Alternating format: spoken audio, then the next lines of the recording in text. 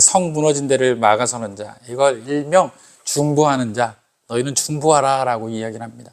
중보라는 단어는요, 두 가지로 복합적인 단어입니다. 두 가지가 언어가 복합된 단어예요. 하나는 영어고요, 그리고 하나는요 라틴어예요.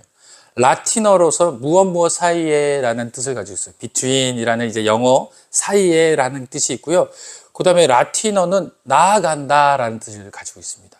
그러니까 이걸 합쳐서 이야기하면 뭐예요? 어떤 사이를 나아가는 자, 그러니까 하나님과 우리 인간들의 그 죄 가운데에서 나가시는 분 누구세요?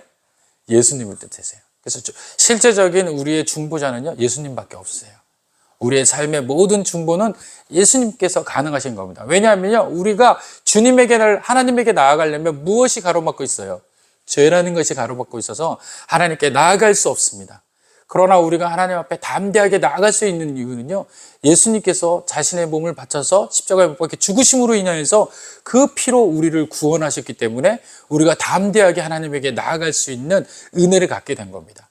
그래서 우리를 대신하여 십자가에 못 박혀 죽으신 그분, 그 중보자가 바로 예수님이세요. 그래서 저희와 하나님 그 사이를 나아가시는 분, 오직 예수 그리스도인 줄 믿으시길 바랍니다. 그 예수님께서 우리와 함께 동행하시고 우리와 함께 임재하시고 우리에게 함께 역사하시면 우리의 삶도 이 중보자의 모습처럼 그렇게 세상 가운데서 하나님의 편에 서서 하나님의 은혜 가운데 삶을 우리가 살아나갈 수 있는 거예요. 그것을 오늘 본문에서는 성 무너진 데를 막아서는 자라고 표현을 한 겁니다. 그런데 당시 구약시대는요, 그렇게 하나님 앞에 은혜로 나아갈 수 있는 자들이 없었어요. 그 이유는 모든 인류가 죄 가운데 빠져 있기 때문에 그래요. 죄를 대신하여서 예수님께서 죄가 없으신 분이 오셔서 십자가에 못 박히셔서 죄를 대신하여 주셔야 되는데, 구약시대 때는 예수님께서 이 땅 가운데 오셔서 죄를 대신한 그런 상황이 아니었습니다. 그렇기 때문에 여전히 우리의 죄가 하나님의 은혜 가운데 하나님을 만나지 못하게 하는 그런 삶을 살 수밖에 없는 상황이었어요. 그러다 보니 인류의 그들이 아무리 하나님 앞에 온전하게 살려고 몸부림을 쳐도 그들의 죄와 그들의 사망이 그 이상의 일들을 한 거예요. 하나님 앞에 나아갈 수 없게끔 한 겁니다. 그래서 매번 실패할 수밖에 없었어요. 하나님의 놀라우신 은혜를 줘도 그 은혜대로 살지 못했던 게 바로 인류였고 바로 저와 여러분이었습니다. 오늘 이 말씀이 바로 그런 이야기들로 하게 되는 겁니다. 여러분, 고대 사회의 성벽이 굉장히 의미가 있다는 걸 여러분들 아세요? 고대 사회의 성하고 성벽은요, 굉장히 큰 의미를 가지고 있습니다. 첫 번째는요, 성벽은 외부의 세력, 다시 말해서 적군들, 적의 세력들로부터 자신의 백성들을 방어할 때 이 성벽이 역할을 했어요. 적들이 올라오지 못하도록, 또 적들이 쏘는 무기들이 이 성벽을 뚫고 넘어서지 못하도록 이 성벽이 거대하면 거대할수록, 좀 튼튼하면 튼튼할수록 그 안에 있는 성 안에 있는 백성들이 온전할 수가 있었어요. 그래서 이 성벽은요, 무엇보다도 중요한 역할을 했다라는 겁니다. 그리고 두 번째는 이 성벽의 역할은요, 조금 전에도 말씀드렸듯이 본 목적이 뭡니까? 성 안에 거주하는 백성들을 보호하고 안정하게 유지하고 삶을 살아갈 수 있는 역할을 감당할 수 있게 하는 것이 이 성벽의 역할이었어요. 첫 번째는 외부의 세력을 방어하는 데 목적이었다면요, 두 번째는요, 성 안에 있는 백성들이 평안히 살 수 있도록 터전을 마련하는 것이 이 성벽의 역할이었습니다. 그리고요, 또 이 성벽은요, 강도와 도적을 물리치고 침입할 때 막아서는 데 사용되었습니다. 느헤미야하고 에스라를 부르면요, 이제 그 이스라엘 백성들이요, 바벨론 포로 생활을 70년을 마치고 포로를 귀환을 합니다. 1차 포로들이 다 돌아와서 봤더니 어떻게 됐을까요? 성벽이 다 무너져 버린 거예요. 이스라엘 성벽이 다 무너져서요, 거기는 어느 누구나, 아무 누구나 왕래할 수 있는 그런 거리 같은 성벽이 되어버렸습니다. 성전이 되어버린 거예요. 성안이 되어버린 거예요. 그러니까 성안과 외부가 구별이 없이 그냥 일반적인 그냥 공터 같은, 있긴 있었겠지만 성벽이 그냥 다 무너져가지고 조금만 남은 거예요, 귀퉁이에. 그래서 전부 다 이것이 오픈되어서 많은 사람들이 아무 때나 왕래해버리는 그런 무질서한 성 안이 되어버렸습니다. 그런데 하나님께서 느헤미야, 에스라에서 그들에게 무엇을 먼저 건설하라고 이야기를 해요? 성벽을 먼저 재건하라. 그래서 이스라엘 백성들이 성벽을 재건하는데요. 그 성벽을 재건하는데도 많은 적군들이 또 많은 이방인들이 그걸 방해하기 시작을 합니다. 왜냐하면 그 성벽을 성취하고 완성하는 순간 어떻게 되는 거예요? 그 땅은 이스라엘 백성들의 땅이 되는 거예요.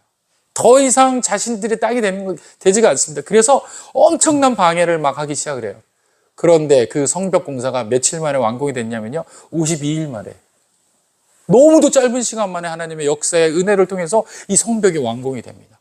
그러고 난 다음에 이스라엘 백성들이 성 안에서 평안하게 살게 되더라는 거예요. 그리고 하나님 앞에 예배드리고요. 그리고 하나님의 말씀을 듣기 시작을 했다는 거예요. 무엇보다도 이 성벽이 무너지면요. 조금 전에 말씀드렸듯이 강도와 도적들이 침입을 막을 길이 없어요. 그래서 성벽의 역할은 굉장히 중요한 역할을 가지고 있다. 그리고 이 성과 성벽은요, 또 한 가지 역할은요, 이방인과 자기 백성들을 구별하기 위해 가지고 이 성벽이 있는 거예요. 이 성벽 안에 있는 사람은 누구예요? 자기 백성이고요. 이 성벽 바깥에 있는 사람은 누굽니까? 적군이고 자기 백성이 아닌 이방인들인 거예요. 이래서 이방인과 자기 백성을 구별하기 위해서 성벽과 성을 쌓게 되는 겁니다. 그리고 마지막으로는요, 야생 짐승들의 침입을 막는 역할을 했다. 그래서 야생 짐승들이 너무너무 많이 이렇게 들어오게 돼요. 그래서 조금 전에도 그 말씀드렸듯이 바벨론 포로로 끌려갔을 때 이스라엘 성벽과 성이 다 무너졌을 때 어땠을까요? 그 안은 아주 야생 동물들이 잠자는 처소가 되었다라고 그래요. 그래서 야생 동물들이 성 안으로 들어와 가지고 난장판을 만들었던 그 시대가 바로 그 포로 귀환 시대였다라는 겁니다. 이처럼 성벽의 역할은 굉장히 중요한 역할을 해요. 이것이 외형적 성벽의 역할입니다.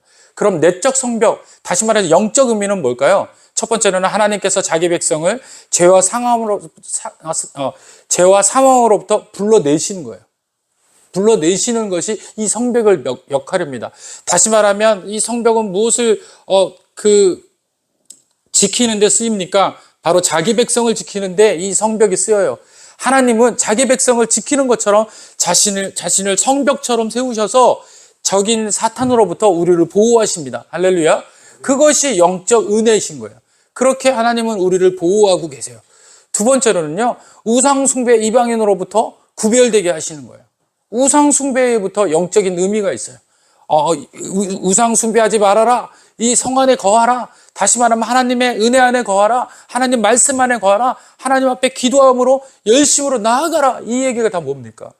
이방신들을 믿지 말라라는 거예요. 이방신은 신이 아니라는 거예요. 죽은 신이라는 거예요. 오로지 참신 하나님 앞에 예배하라. 그래서 우상숭배를 하지 말라라는 의미로 영적인 깊은 의미가 있습니다. 그리고 세상의 문화와 하나님의 말씀으로부터 구별되는 목적을 가지고 있어요. 영적인 은혜가. 다시 말하면 따라합시다. 하늘에 가치를 두는 자. 이 땅의 소망이 아니라 하늘의 가치를 두라고 이 성벽의 은혜의 역할을 하고 있는 겁니다. 이것이 바로 이 성벽이 영적 의미로 우리들에게 주는 그런 시사점이라는 겁니다. 이처럼 성벽은 영적으로나 육적으로 아주 중요한 거예요. 육적으로도 여러분들에게 조금 말씀드렸듯이 그런 여러 가지가 있고 영적으로도 그런 특별한 의미가 있습니다. 그런 그 성벽이 지금 보면은 어떻게 하고 있다고 이야기하고 있어요? 무너져 내리고 있다라는 거예요. 무너져 내리고 있다라는 거예요. 여러분, 성경에는 눈에 보이는 성벽을 무너져 내린다라고 이야기를 하면서 그 성벽을 보수하라라고 이야기하는 장면들이 많다라고 말씀을 드렸어요. 그런데 눈에 보이지 않는 성벽도 있어요. 그 성벽이 뭐냐면 바로 여러분들의 삶 때문에 믿음이라는 성벽이에요. 이 믿음이라는 성벽도 무너질 수가 있어요. 그리고 우리는 믿는 사람으로서 믿음이라는 성벽을 이야기하지만 믿지 않는 사람들에게는 뭐라고 이야기하냐면 국가라는 성벽이 무너질 수 있다는 겁니다. 국가라는 성벽이 힘과 능력으로 과시되고 그것이 지키는 힘이 될 수도 있어요. 그러나요, 그것은 보여지는 힘이에요. 국력을 쌓고 능력을 쌓고 또 힘을 기르는 거, 이거는 우리들의 눈에 보이는 힘이에요. 그러나요, 한 국가는 이 눈에 보이는 힘도 중요하지만 눈에 보이지 않는 힘이 더 중요하다는 거예요. 이 눈에 보이지 않는 힘이 작용을 하잖아요. 그러면 국가가 무너질 수도 있어요. 국가가 무너질 수도 있습니다. 오늘 이 본문은요, 한 나라가, 유다라는 나라가 북이스라엘은 이미 멸망이 됐습니다. 근데 이 유다가 이제 멸망할 수밖에 없는 그 순간이 왔어요. 근데 눈에 보여지기로는 절대 멸망할 수가 없습니다. 첫 번째로는요, 하나님의 임재의 상징인 언약궤가 다윗성, 솔로몬 성전에 있다라는 거예요. 다윗성에. 그러니까 이들이 봤을 때는 어려요. 거기 있는 많은 믿는 자들이, 또 거기 있는 백성들이 여전히 하나님의 임재가 어디에 거하시다라고 생각을 하는 겁니까? 다윗성에, 우리에게 거하시고 있다. 그래서 언약궤가 있는 한 우리는 멸망하지 않아 라는 헛된 믿음을 가지고 있는 겁니다. 보여주고 있는 그 현실 앞에, 눈앞에 그걸로 자신들이 위안을 찾는 거예요. 하나님이 언약궤가 우리 백성 가운데 있으니 우리는 절대 멸망하지 않아. 그러고 난 다음에요, 그들이 여러 나라들과 평안을 하고 화평을 하고 인본주의적으로 막 그들과 경쟁적으로 화해를 하면서 많은 그 서로 간에 우애를 다졌어요. 그런데 문제는 그런 평안함이 오고 그런 화평이 오다 보니까 그 안에서의 이제 그 도덕적이고 윤리적인 것이 깨지기 시작했어요. 뭐가 유다 땅에 만연하게 됐냐면 물질 만능이 유다 땅에 만연하게 됐습니다. 그래서 하나님 앞에 예배드리는 것보다 무엇이 제일 먼저가 돼버리냐면 물질이 먼저가 된 거예요. 능력이 먼저가 된 거예요. 자기 힘이 먼저가 되는 겁니다. 그래서 오늘은 여러분 그 본문의 말씀에 그 모든 것들이 한 나라를 멸망시킬 수 있는 가증한 것, 한 나라를 아주 힘없이 만들 수 있는 아주 본질적인 문제라고 성경에서 이야기하고 있어요. 오늘 우리는 한 국가가 무너질 수 있는 것이 어디서부터 시작되는지 우리 한번 말씀을 찾아가면서 한번 보도록 하겠습니다. 23절, 여러분들 오늘 저와 함께 왔던 23절부터 보겠습니다. 여호와의 말씀이 내가 임하여 이르시되 에스겔에게 임했습니다. 인자여 너는 그에게 이르기를 너는 정결함을 얻지 못한 땅이요 진노의 날에 비를 얻지 못한 땅이로다. 어떤 땅에다가 이야기를 하고 이야기합니까? 바로 유다에 대해서 이야기하는 거예요. 남유다, 이스라엘 백성에게 이제 이야기하는 겁니다. 유다를 지금 사람인 것처럼 표현을 하고 있어요. 그에게 사람인 것처럼 유다 땅에다가 선포하라는 거예요. 첫 번째는 왜 어떻게 하면 너희들은 정결함을 얻지 못한 땅이라는 거예요. 정결함을 얻지 못한 땅이라는 것은 뭐냐면요, 도덕적으로나 윤리적으로 또 영적으로 파괴된 땅이다. 하나님을 바라보지 못해서 너희들이 육신적의 문제를 통해서 육신적인 가치를 둠으로 인해서 이미 너희들은 영적으로 하나님 앞에 무너진 땅이다. 그 이야기를 하는 거예요. 그것이 바로 너희는 정결하지 못하다. 너희들이 도덕적으로 윤리적으로나 이미 파괴되어서 너희들은 우상숭배, 삶에서 우상숭배가 만연하고 있다는 거예요. 본인이 어떤 우상인지를 알지 못해요. 물질을 우상 삼는 것을 지금 지적하고 있는데도 불구하고 이스라엘 백성들은 지금 모르고 있는 겁니다. 그 정도로 윤리적으로 파괴된 거예요. 예전에는 하나님 말씀이 오면 그들의 옷을 찢고요, 하나님 앞에 머리를 털고요, 하나님 앞에 나아가서 기도하고 회개하는 그들이었는데, 이제는 어떤 선지자가 와도 회개의 이야기에 귀 기울이지 않고 거짓 선지자의 이야기에 더 귀 기울인다는 거예요. 어떤 말을 하고 있어요? 거짓 선지자들은 너희들이 평안할 것이다라는 거예요. 너희가 복되다라는 겁니다. 너희가 온전하다는 거예요. 하나님의 은혜를 통해서 너희가 물질로도 충만하다라는 거예요.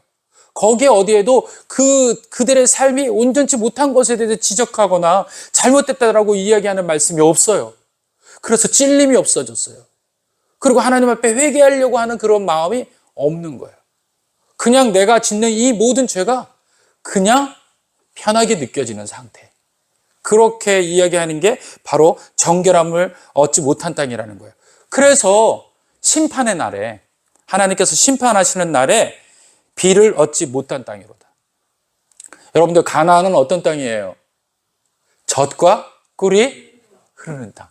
젖과 꿀이 흐르는 땅이 이게 무슨 땅이냐면요, 비가 많이 온다라는 얘기예요. 땅이 기름진다라는 얘기예요. 다시 말하면요, 절대로 비가 안 오는 날들이 없을 거라는 거예요. 평균적으로 그냥 비가 올 거라는 거예요. 그래서 풍족할 거라는 거예요. 그런데 오늘 하나님 뭐라고 얘기했어요? 비를 얻지 못한 땅이라는 거예요. 반대의 이야기를 하고 계세요. 당연히 비를 얻고 당연히 기름져야 될 땅에 비를 얻지 못하고 그 삭막한 땅이 돼버린다라는 거예요. 비도 거두신다는 거예요. 이제 하늘의 문이 노새 문처럼 비가 안 와가지고 녹슨 것처럼 이제 하늘의 문도 열리지 않을 거라는 거예요. 비가 너희들에게 열리지 않을 거라는 거예요. 이제 젖과 꿀이 흐르는 땅이 아니라 황폐해진 땅이 될 거라는 거예요. 어느 때? 하나님에게 돌아오지 않을 때. 하나님에게 돌아오지 않을 때. 한 국가가 하나님의 소리를 듣지 못하고 하나님의 말하심에 대해서 반응하지 못하면 얻게 되는 거예요. 그런데 그것을 차례대로 설명하고 있어요. 한 국가가 망하게 되는 거, 한 국가가 문제가 되고 한 국가가 패망하게 되는 거 어떻게 되냐. 과거에서부터 현재, 앞으로 미래에 이르기까지 똑같을 거라고 주님께서는 성경 말씀 통해 예언하고 계시는 거예요. 이것이 한 국가만 그런 것이 아니라요, 교회도 그렇게 될 거라는 거예요. 이것을 얻지 못하면 교회도 그럴 것이고, 또 가장 작은 그 단체인, 가장 작은 규모인 교회에게는 뭐예요? 가정 역시도 이와 같을 거라는 거예요. 그래서 오늘 우리 성도들은요, 이 말씀을 어떻게 들어야 돼요? 국가와 교회와 가정으로 들으셔야 돼요. 할렐루야. 오늘 제가 해석할 때, 함께 여러분들의 말씀을 풀어갈 때, 이것을 작게는 나의 가정, 또 약간 크게는 우리 교회, 그리고 더 크게는 국가라고 생각하시고, 여러분들이 이거에 대해서 안심하지 마시고 애통한 마음을 갖게 되기를 간절히 축원드립니다. 자, 눈으로 한번 보겠습니다. 첫 번째 25절, 그 가운데 선지자들이 반역함이 우는 사자가 음식물을 움킨 같도다. 그들이 사람의 영혼을 삼켰으며 재산과 보물을 탈취하여 과부를 그 가운데 많게 하였다라고 이야기합니다. 첫째, 국가가 망하는 것은요, 선지자들 때문에 망한다는 거예요. 참 선지자는 뭐예요? 하나님 말씀을 전하는 자예요. 선지자라는 뜻은요, 나비, 전하는 자예요. 말을 선포하는 자예요. 하나님의 의중을 백성들에게 이야기하는 자가 바로 선지자입니다. 그래서 그 국가의 그 믿음과 신앙관을 옳게 방향을 잡아주는 게 누굽니까? 바로 하나님의 말씀을 선포하는 선지자에게 있었어요. 그런데 오늘 이 지금 에스겔은 어느 때 시대였냐면은 남유다가 멸망하기 전 바로 마지막 때, 그때 이제 선지자로서 택함을 받은 사람이에요. 그리고 그 동시대에 계셨던 분이 누구냐면 에레미야 선지자예요. 에레미야 선지자가 눈물의 선지자인데, 이들을 위해 가지고 눈물로 하나님의 선포했는데, 거기에 있는 많은 백성들이 에레미야의 이야기를 듣지 않아요. 그리고 거짓 선지자들이 오히려 참 선지자인 에레미야를 회방하고 방해합니다. 저 사람은 지금 잘못 얘기하고 있어요. 그리고 뭐라고 얘기합니까? 우리나라에 하나님께서 계신데, 임재하고 계신데, 언약궤가 계신데 우리나라가 왜 멸망합니까? 그리고 또 뭐라고 그래요? 우리 경제를 한번 보세요. 얼마나 부강해요. 막강하지 않습니까? 지금 솔로몬과 다윗의 이후에 지금 우리는 정말 고도의 성장을 하고 있습니다.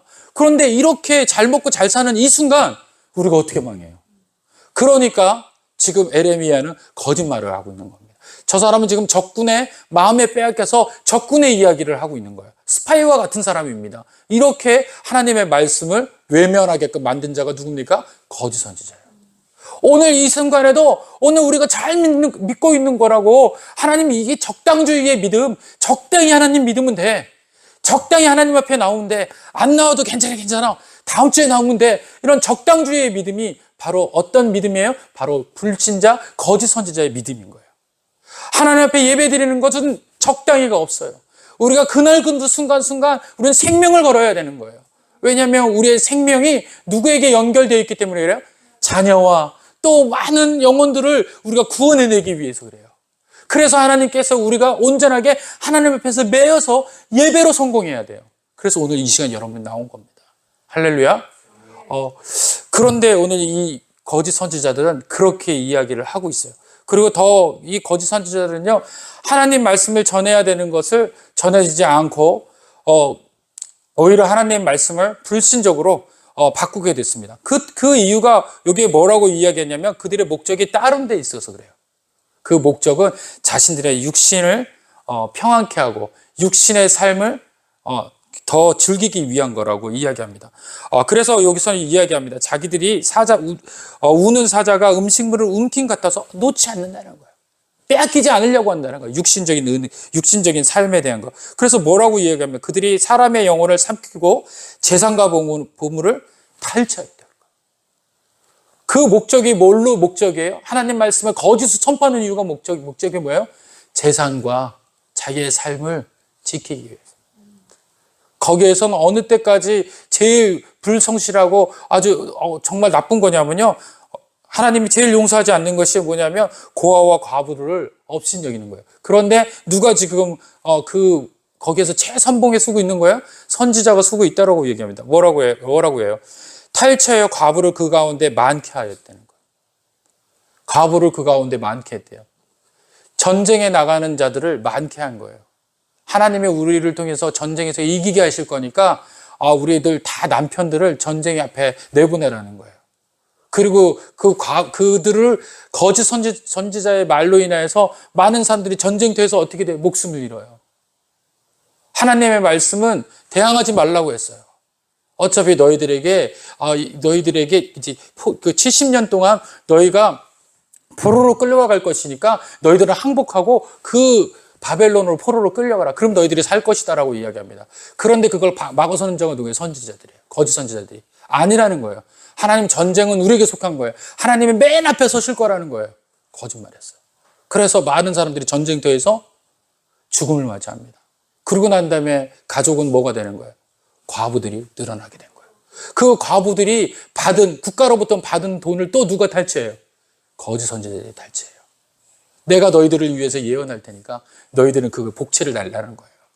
그렇게 가가의 집에 방문하여서 그들에게 폐악을 끼쳤던 선지자가 바로 이 거짓 선지자예요.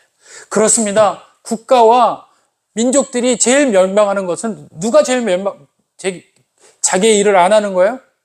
종교 지도자들이 제일 먼저 앞장서더라는 거예요. 종교 지도자들이 자기 욕심과 자기 목숨과 자기 생각, 민족을 생각하지 않고 성도를 생각하지 않고 자기만을 생각하는 그 시기가 오면 그 징조는 뭐예요? 국가가 멸망한 징조로 보셔야 돼요. 시작이 되었구나라는 거예요. 그러면 가정 안에서는 어떨까요? 부모가 자기만 생각할 때, 자녀에 대해서 생각하지 않을 때, 그리고 자기 목적으로만 자녀를 그렇게 사용하려고 할 때 뭡니까? 우리 가족이 위기인 거예요. 빨리 부모는 하나님 말씀 앞으로 돌아가고 자녀들을 긍휼히 여겨 키우는 그 가정으로 돌아가셔야 돼요. 할렐루야. 그것이 교회와 또 가정과 국가인 거예요. 그리고 두 번째로 뭐라고 얘기합니까? 26절 다 같이 읽습니다. 시작. 그 제사장들은 내 율법을 범하였으며 나의 성물을 더럽혔으며 거룩함과 속된 것을 구별하지 아니하였으며 부정함과 정한 것을 사람이 구별하게 하지 아니하였으며 그의 눈을 가려 나의 안식일을 보지 아니하게 하였으며 내가 그 가운데서 더럽힘을 받았느냐. 아주 되게 무서운 얘기를 했어요. 뭐냐면 이제 첫 번에는 누가요? 말할 사람이 말하지 않는 거, 하나님 말씀을 전하지 않는 자, 그들이 국가에 있으면 그거는 이제 국가가 멸망할 것이다 라는 얘기예요. 두 번째는 뭐냐면요, 이제 실제적인 종교 지도자, 다시 말하면 목사예요. 제사장들이에요. 그 제사장들이 무엇을 하지 않았는지 오늘 한번 살펴보도록 합시다. 만약에 여러분들 이 예배 가운데서 우리 약속 이름교회에서 송대상 목사도 여기에 속한다 그러면 여러분들 떠나셔야 돼요. 빨리 여러분들은 다른 교회를 찾아서 그 생명 있는 교회를 찾아가셔야 돼요. 그래서 이 송대상 목사가 변질되었는지 안 변질되었는지 여러분들이 잣대가 되셔야 된다는 거예요. 할렐루야. 그래야 목회자들이 돌아오게 돼요. 자, 우리 한번 봅시다. 첫 번째, 그 제사장들이 그 가운데 제사장들이 첫 번째 뭐 했다고요? 내 율법을 범하였으며 하나님의 말씀을 보지를 않아요. 하나님 말씀에 귀 기울이지 않아요. 하나님 말씀을 중요시 여기지 아니하고 자기 삶의 먼저 방향을 통해서 예배드리지도 않고 말씀 보는 시간을 줄여나가고 기도 시간이 줄어들고 그 다음에 자기의 행위를 위해서 자기의 삶만을 위해서 비즈니스 할 때, 율법 보지 않을 때, 말씀 보지 않을 때 문제는 시작된다는 겁니다. 두 번째는요, 성물을 더럽혔으며 뭐예요? 하나님의 돈, 다시 말하면 재정, 이걸 마음대로 방만하게 자기 마음대로 쓸 때, 하나님의 방법대로 쓰지 않고 자기 개인적으로 착복하거나 쓸 때 성물을 더럽히는 겁니다. 그리고 세 번째, 거룩함과 속된 것을 구별하지 아니했을 때, 거룩함과 속된 것을 가르쳐 줘야 돼요. 이것은 거룩하고 이것은 속되다. 이것을 이제 그 백성들에게 가르쳐 줘야 됩니다. 예배 드린 자들에게 어떤 것은 하지 말아야 되고 어떤 것은 해야 됩니다라고 말해 줘야 돼요. 그런데 그것이 없이 동일하게 여겨지는 거. 가르침이 없어요. 그냥 술에 술 탄 듯 물에 물 탄 듯으로 넘어가 버리는 그런 상황, 위기라는 겁니다. 그래서 부정함과 정함 것을 사람이 구별하지 못하게 되는 것. 나중에는 백성들이 구별하지 못하게 돼요. 그리고 네 번째는 뭐랍니까? 그의 눈을 가려 나의 안식일에 참여하지 못하게 했을 때. 하나님의 그들의 눈을 가려서 하나님을 보지 못하게 하는 거예요. 하나님 앞에 예배드리지 못하게 하는 거예요. 그리고 뭐라고 끝끝내는 뭐라고 얘기합니까? 가운데서 누가 더럽힘을 받았다는 거예요? 하나님께서 더럽힘을 받았다. 하나님께서 마음대로 하나님 앞에 예배드리는 것을 그렇게 함으로 인하여서 하나님을 업신 여기는 거예요. 하나님 앞에 예배드리고 백성들을 통해서 영광과 찬송과 찬양을 하나님께 돌려야 되는 그 순간에 백성들을 통해 하나님을 모독하고 무시하고 하나님을 더럽히는 거예요. 그게 예배로 변질되어 버린 거예요. 그리고 하나님을 찬양한다고 거짓 증언하는 거예요. 자기의 이름을 높이고 하나님의 권능을 가려버리는 자. 이것은 바로 다 하나님을 무시하는 행동이라는 거예요. 그렇게 교회의 목회자들이 그 당시에 제사장들이 그런 일들을 했어요. 그리고 그 다음은 누가 할까요? 자, 27절 다 같이 시작. 그 가운데 그 보관들은 중심을 삼키는 이가 있어서 불의한 이익을 얻으려고 피를 흘려 영혼을 멸하거늘. 예, 누가 그렇게 돼요? 이제는 정치가들이 그렇다는 거예요. 정치가들이 자기네들의 이익을 위해서 누구를 희생시켜요? 백성들을 희생시켜요. 정치가들의 목적은요, 원래 목적은요, 하나님이 정치가들을 쓰려고 하는 목적은요, 백성들의 복지에 최선을 다하게끔 쓰려고 하는 것이 바로 이 정치가들이에요. 정치가들이 해야 되는 것은 뭐냐면 백성들의 복지와 안정과 번영을 위해 가지고 애쓰게 하기 위해서 이 정치가들을 세운 거예요. 그런데 제가 이번 주에 너무도 놀라운 것을 당한 거예요. 보게 된 겁니다. 국회의원이 추석 상여금이 얼마인 줄 아세요? 424만 원이에요. 300명의 국회의원이 이번 추석 상여가 424만 원이에요. 휴가비를 받는 보통의 직장인의 몇 배인 줄 아세요? 5배래요. 5배. 제가 이거를 보고 너무도 슬픈 거예요. 우리나라의 정치가가 줄여도 시원찮을판에 300명이 있는데 그들이 이 추석 상여금을 지금 받지 못해가지고 너무너무 어려워가지고 힘든 경우들이 지금 곳곳에서 일어남에도 불구하고 이들이 424만 원이라는 그 호화로운 그걸 받아가고 있다는 겁니다. 정치가 실종되고 정치가 백성을 위해서 존재하지 않는 그런 시기가 왔습니다. 어떤 존재가 된 건가요? 자기 자신을 위해서 백성을 희생시키는 이리와 같은 거예요. 이리와 같다라고 오늘 하나님께서 이 이야기를 하고 계세요. 자, 이건 지금 누가 보고 계신 거예요? 다 같이 따라합시다. 하나님께서. 하나님이 지금 보고 계신 거예요. 그리고 조목조목 지금 이야기를 하신 거예요. 먼저는 말해야 될 선지자 너희들이 나의 이야기를 옳게 전하지 않고 너의 생각을 더하여서 선포하고 있지 않느냐. 그리고 그 다음에 예배하는 자, 예배를 드리는 제사장들이 율법을 가르치지도 않고 옳고 그름에 대한 걸 가르치지도 않고 너의 목적과 너의 삶을 위해 가지고 그들을 잡아먹지 않느냐. 성물을 더럽히고 있지 않느냐. 그리고 뭐라고 얘기합니까? 그것이 어디까지 전파돼서 부패하고 있다고요? 정치가들이 부패하고 있다는 거예요. 정치가들이 부패하고 있다는 거예요. 제가 또 놀랐던 게 뭐냐, 이번 주에 두 가지가 놀랐어요. 첫 번째는 그 휴거의 상여비 때문에 이 말씀과 너무 맞는 거예요. 그래서 하나님 이 말씀 전하라고 하신 거구나. 그래서 제가 전하게 됐고요. 두 번째는 뭐냐, 청문회라는 게 있어요. 국가인권위원장 청문회인데 너무 이번에 사건이 컸습니다. 그것도 우리 고향 국회의원이에요. 국회의원이라는 분이, 이분이 학적이 뭐냐면은 미국에서 신학을 공부했어요. 그래서 석사까지 따신 분이에요. 그래서 미국에서 전도사까지 했었어요. 그런데 이분이 이야기를 하는데 진화론에 대해서 이야기를 한다. 두둔하더라고요.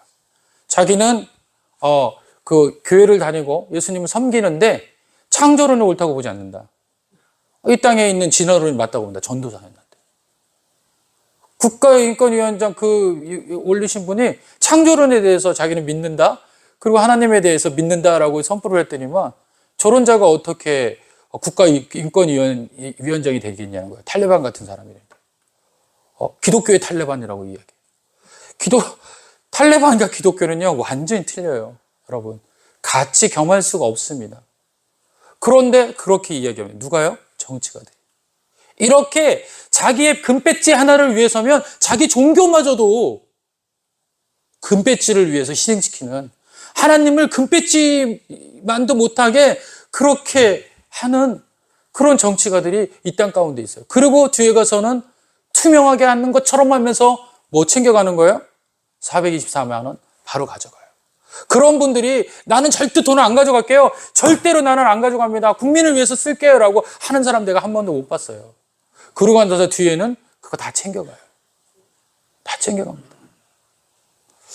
여러분들, 이것이 지금 우리나라에서 이루어지고 있는 일이고 또 유대 땅에서 이루어졌던 일이에요.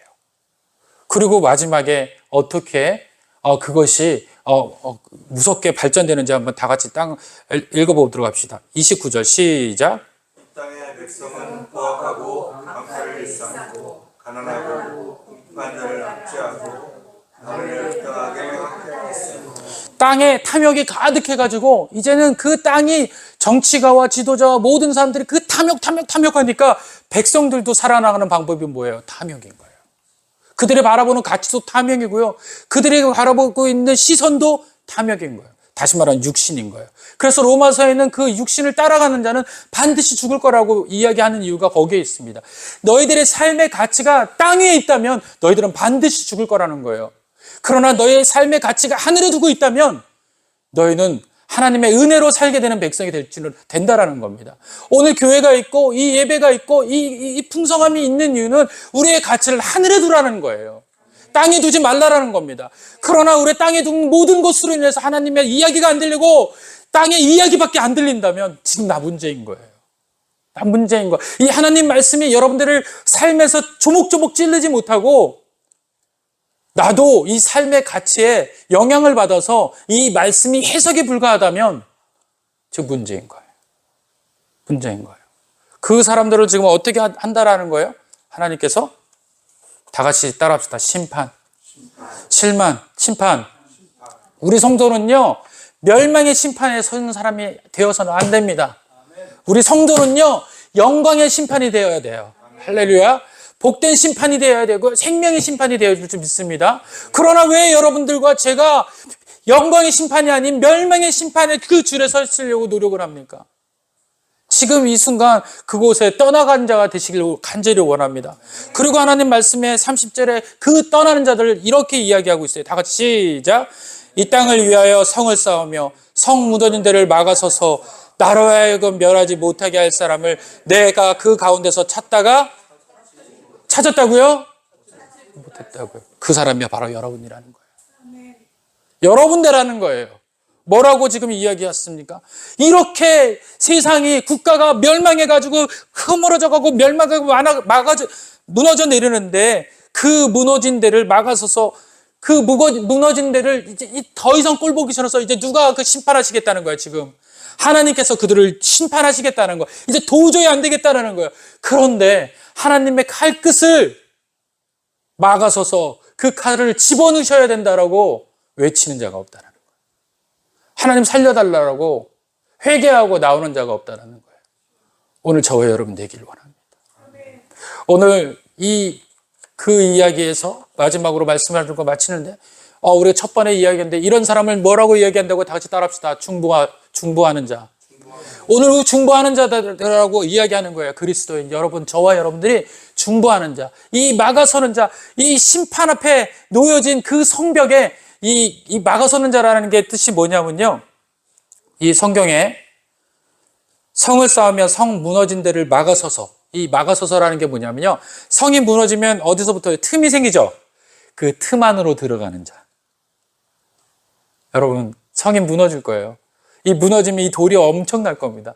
그런데 이 성 무너지지 못하게 하려고 그 틈에 지금 내 몸이 돌이 되어서 한 줌의 흙이 되어서 그 성이 무너지지 않게 한다면 나 그렇게 썼어. 그렇게 하는 거예요. 그런 사람이 바로 성벽에 막아서는 자입니다. 누구십니까? 바로 예수 그리스도예요. 예수님께서 우리를 위해서 생명을 버리셔서 우리가 심판받는 그 대상인데 우리의 인생이 막 무너져 내리는데 그 인생을 막아서 하셨어요. 뭘로요? 자신의 생명으로. 그래서 우리를 살리시는 겁니다. 하나님, 예수님께서 오늘 이 본문의 말씀이 뭐라고 이야기합니까? 가운데서 찾다가 찾지 못하였다라고 이야기를 하고 있어요. 하나님은. 자, 여기는 에레미야도 있었고 에스겔도 있었어요. 그런데 지금 하나님은 그들도 뭐라고 이야기하는 거예요? 동급으로 취급하고 계세요. 없다라는 거예요, 이 세상에는. 누구만이 된다는 거예요? 예수님만이 된다는 거예요. 그래서 예수님께서 이 희망이 되신 거예요. 할렐루야. 그 예수님을 믿는 자들, 저와 여러분들이 이제 이 세상에서 새로운 희망이 되셔야 돼요. 민수기 16장 36절에서 50절에 보면은 이 바로 막아서는 자에 대한 아주 특별한 예시가 나와 있습니다. 한번 여러분들 찾아보세요. 16장 36절 50절이에요. 집에 가셔서 민수기에 거기에 보면요, 그 성벽을 막아서는 민족 앞에서 선 사람들이 있어요. 누구냐면 모세와 아론이에요. 고라와 다단과 아비라함이 모세와 아론을 대항해서 당을 짓다가 불순종하다가 여호와의 진노로 땅바닥에 갈라져서, 다시 말해 지진이 일어나서 그들을 산채로 지옥으로 끌고 갔어요. 그들이 산채로 지옥으로 떨어졌어요. 역사상 처음이에요. 그 전후로도 지옥에 들어간 사람을 못 봤어요. 그런데 당시 모세와 아론과 그 백성들이 땅이 갈라져서 그들이 어디를 향해요? 그냥 땅으로 들어가는 것이 아니라 지옥으로 가는 것을 봤다라고 표현을 하고 있어요. 죽었습니다. 그러고 난 다음에 온전케 됐을 때 이스라엘 백성들이 그럼에도 불구하고 어때요? 여전히 불평과 불만을 하는 거예요. 하나님 앞에. 그래서 그들에게 진노가 임했어요. 어떤 진노가 임하냐면 그들에게 죽음의 전염병이 임하기 시작을 합니다. 그랬더니 갑자기 모세가 이야기를 하는 거예요. 아론에게, 형은 지금 옆에 있는 향로를 들고서, 하나님께서 만드신 향로가 있어요. 거룩하게 구별된 향로를 들고서 진중으로 뛰어가세요. 빨리. 근데 이 진중으로, 지금 이 진중에서 이쪽에서부터 이쪽으로 지금 전염병이 퍼져나가고 있어요. 어디에 지금 전염병이 퍼졌는지, 어디에 퍼지지 않은지 알지 못해요. 그러나 막연하게 아론은 지금 향로를 들고 그 진중으로 들어갑니다. 그런데 이 전염병이 들어가면 어떻게 돼요? 이 아론도 죽게 될까요? 살게 될까요? 모르는 거예요. 들어가다 보면 하나님 거룩한 것에 속된 것으로 가면 죽을 수도 있어요. 그런데 자기 생명을 걸고 누구를 살리려고? 이스라엘 백성 전부를 살리려고 그 진중 앞으로 뛰어들어갑니다. 무엇 사이로 뛰어들어가는 자. 바로 아론이었어요. 그리고 모세는 뭐합니까? 바로 하나님 앞에 다가가서 무릎 꿇고서 하나님의 칼집에 칼을 집어넣는 거예요. 하나님, 저를 봐서라도 저 백성 죽이시렵니까? 살려주세요. 이렇게 기도하는 겁니다. 그렇습니다. 우리가 하나님의 칼집에 칼이 뽑히기 전에 우리가 달려가서 우리의 행위를 바꾸고 상황을 바꾸고 삶의 모든 모순들을 바꾸고 하나님 앞에 예배드리기로 힘쓸 때 우리는 작지만 우리의 작은 힘을 통해서 하나님의 칼집에 칼을 꼽힐 거며 우리에게 내려질 심판은 멀어질 거라는 거예요. 그게 오늘 추석 한가위 여러분들에게 드리는 소망입니다. 성 무너진 데를 막아서시기를 원합니다. 그건 어떻게 해야 됩니까? 자신의 시간과 환경과 물질과 힘을 성도들을 위해서 쓰세요. 자기 인생 쓰지 마시고. 그리고 또한 예수님의 마음으로 한 영혼을 귀히 여겨주세요. 제발. 우리 한 영혼 안 나오셨죠? 또 오늘 영혼 아프시죠? 귀히 여기시는 저와 여러분을 이렇게 되길 원합니다. 그리고 세상에 속된 것을 막아설기를 원합니다. 뭡니까? 세상의 문화와 부모들을 기억하십시오. 세상의 문화와 하나님의 문화를 무엇으로 우리 아이를 가르칠 거냐는 거예요. 지금도 우리 아이들은 세상의 문화 속에 있잖아요. 우리의 문화를 말씀으로 교육하고 바꾸려고 하는 저와 여러분 되길 간절히 원합니다. 그렇습니다. 그랬을 때 성벽은 무너지지 않을 겁니다. 그리고 성 무너진 데를 막아설 수 있는 건 오직 유일한 단 하나의 방법, 예수 그리스도의 은혜 보혈입니다. 보혈의 피를 힘입어 저와 여러분들이 예수님의 뒤를 따라갈 때 우리가 예수님의 가치와 예수님의 생각과 예수님의 은혜로 이 땅 무너진 데를 막아서는 자들 된 줄 믿습니다. 다 같이 기도하겠습니다.